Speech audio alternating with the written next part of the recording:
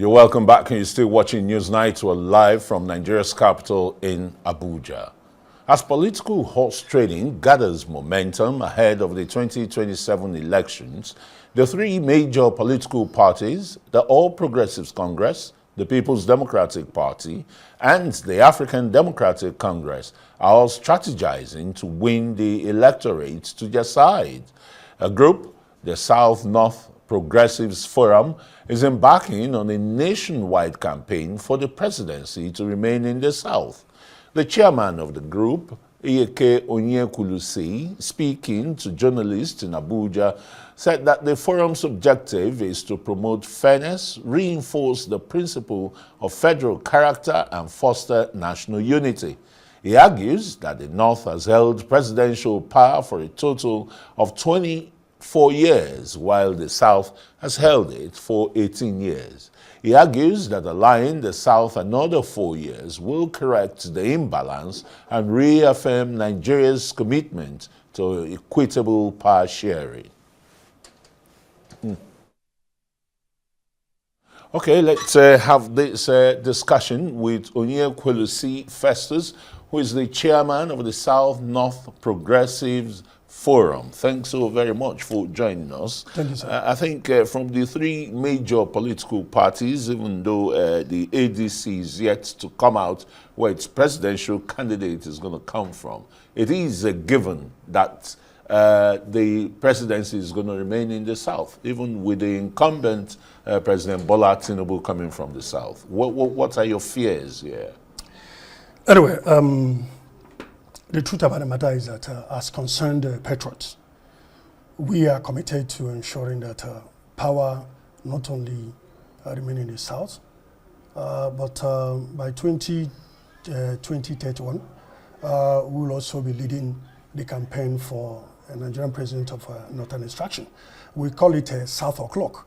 And because of the historic background from the constitutional democracy, the parliamentary democracy of 1957 through to the constitutional democracy of 1999, our political barometer, which we have,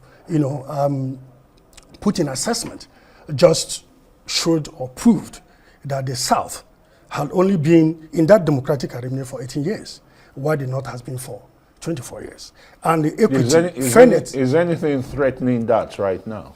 Well, we don't see much threat, but we know that as it is, the North, there are rumors of the Northern elites trying to, hold down ADC, in the North. And we are calling all the political parties.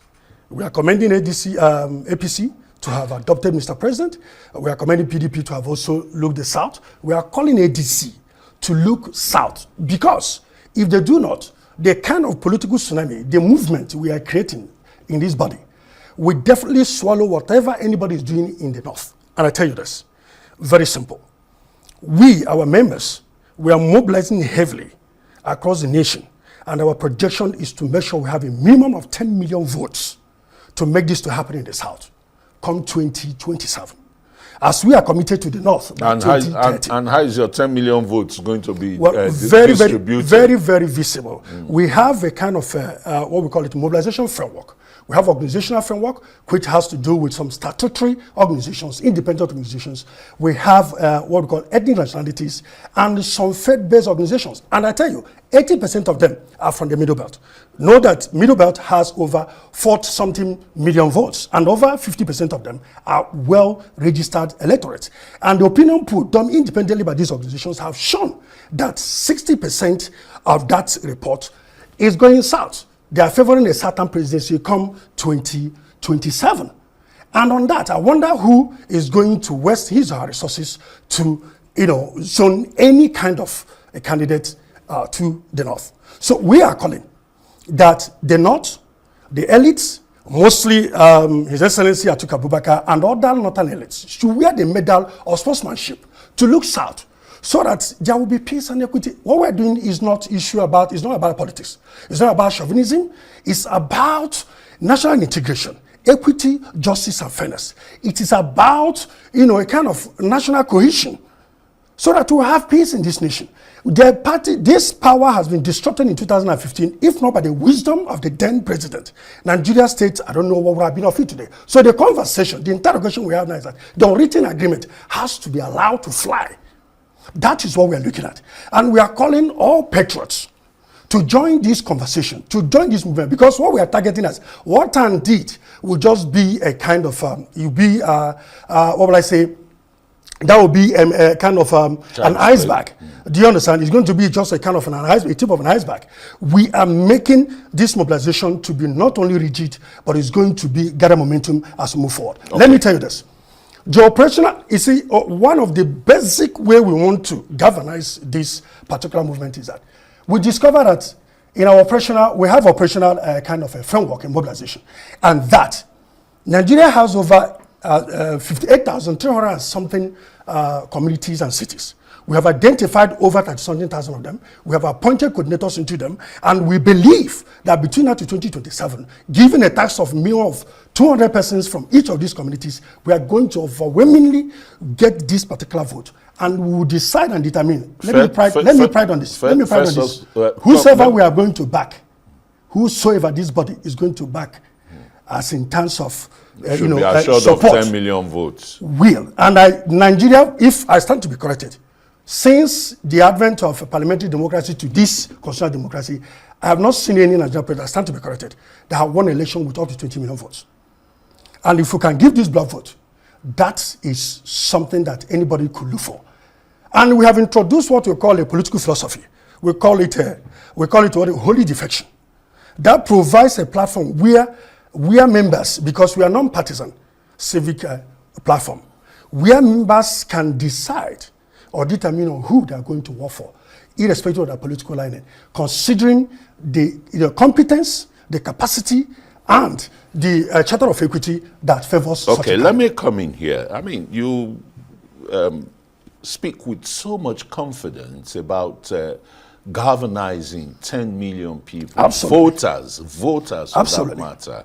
You understand? And you, at a later date, will decide where your votes will go to. We'll do our SWOT analysis. Yeah. But, we'll do our SWOT analysis. But have you reconciled the present apathy of the Nigerian voter to elections and the rest? Because they've adduced several factors. Their votes don't count. Oh, the elections are rigged. Results are written ahead of even the elections and the rest.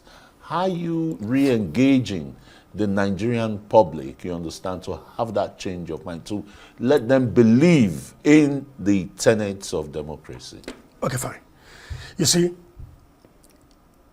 this 2027 is not going to be a conventional political atmosphere.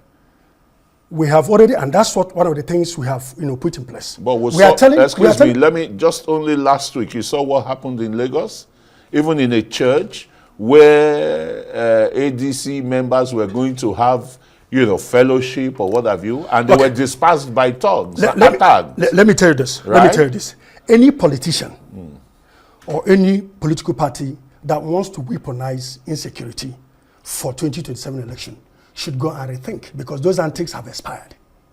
They tried it in 2015. This 2027 is not going to be the same. Any politician that wants to weaponize hunger in order to get Nigerians to vote for them, they will eat their money and they will vote for their conscience. We are doing sensitization program, not only mobilizing, we are sensitizing our people. And any politician who wants to play the kind of a religious or ethnic card to whip sentiments for, that has expired. Nigerians are not, and if you think that by true thuggery you are going to coerce Nigerians to vote for you, the person should start either buying or manufacturing over 250 coffins to bury all Nigerians by 2027, which cannot happen. So the only thing that can happen for all politicians now is for them to engage in diplomatic and strategic, engagement. Get into strategic and diplomatic engagement, and also bring to the fore, all right, what we call good policies that will close the divide. To the ruling party, we are telling them, bring policies that will close the divide between the poor and the rich, all right. Then to the opposition parties, move in and now reject your process, bring manifesto that Nigerians can buy in. You rule them. This is no longer going to be politics as usual. We are going to be very aggressive, audacious in ensuring that things are done right. Where are you getting your funding from? Oh, we are self-sponsored. We are concerned patriots. We are committed to the survival of this nation. Nigeria is our place. Like we have the obedient movement, for example, the North Progressive Forum. What's the acronym for your people, and how you galvanizing Nigerians both home and abroad? Let me tell you this. Yeah. Our membership is the major attraction. The kind of benefits attached to our membership is a major attraction, because we have what we call political welfareism. Okay, we have economic empowerment, and we have what we call social immunization. And these are more of the things that attract people like a drop of honey for them to join this particular campaign. And you say if the politicians during the elections offer the same people money, they will reject it, they will vote their conscience? Let me tell you, sir. Let me tell you, sir.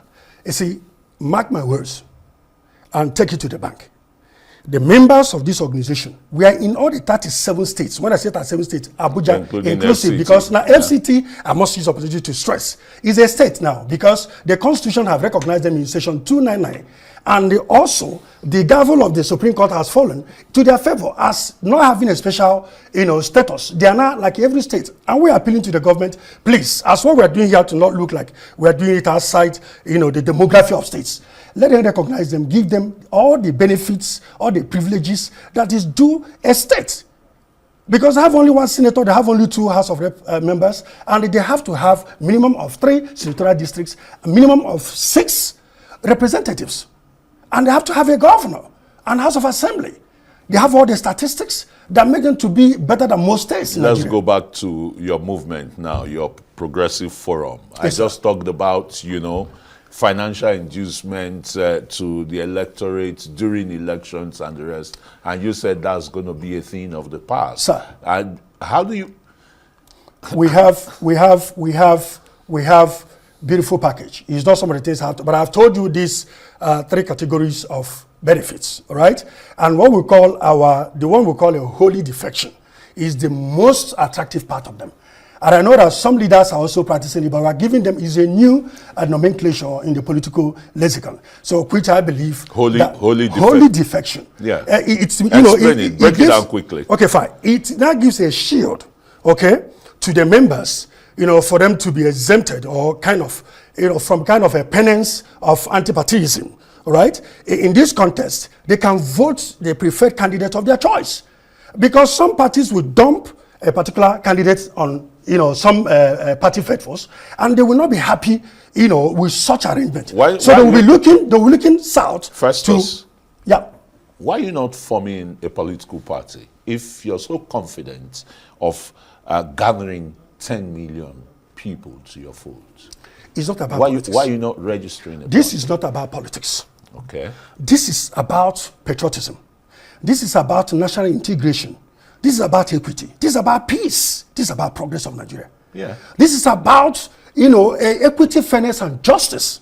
Okay. That is what we are advocating for, power to be oscillating between the North and the South equitably. Listen, we are calling out the House of Assembly for them to, what will I say, engender laws that will accommodate power oscillation in our federal character principles, because it is a missing link.